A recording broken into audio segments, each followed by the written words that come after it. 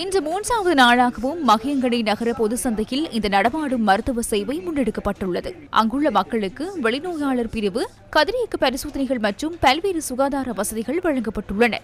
3 மாவட்டங்களில் உள்ள 7 பிரதேச செயலக பிரிவுகளைச் சேர்ந்த மக்கள் இங்கு சிகிச்சைகளை பெற வந்தனர்.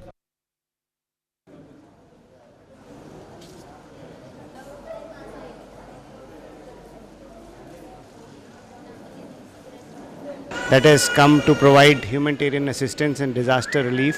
நாங்கள் சுமார் 85 பேர் கொண்ட குழுவினர். இந்த குழுவிற்கு போதுமான பொருட்களை வழங்க எங்கள் வைத்திய குழுவும் எங்களுடைய நிவாரணக் குழுவும் கடுமையாக செயற்பட்டு வருகின்றன. மகியங்கனையில் 2 நாட்களாக நோயாளிகளுக்கு நாங்கள் சிகிச்சைகளை வழங்கி வருகின்றோம். இதுவரை 1200க்கும் மேற்பட்ட நோயாளிகளுக்கு சிகிச்சை அளித்துள்ளோம்.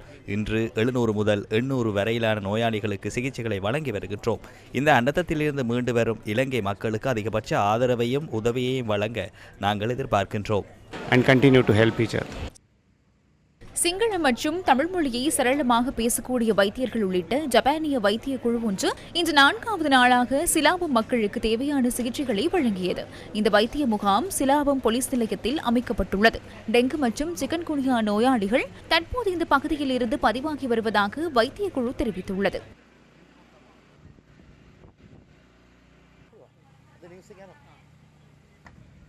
இதன்போது இலங்கை பெண் ஒருவர் ஜப்பானிய மொழியில் இவ்வாறு நன்றி தெரிவித்தார்.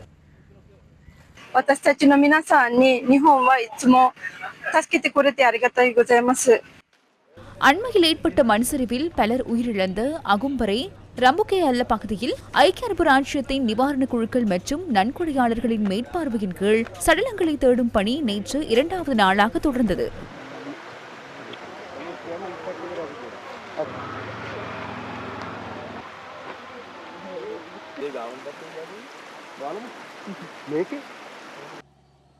கம்பளை, குருந்துவத்த கங்கை, இகல பிரதேச செயலகத்தின் வலிகந்த பகுதியில் ஏற்பட்ட மண் சரிவில் காணாமற் போனவர்களை மீட்பதற்காக பாகிஸ்தான் ராணுவ அதிகாரிகளும் இலங்கை ராணுவ அதிகாரிகளும் தேடுதல் நடவடிக்கைகளை ஆரம்பித்தனர்.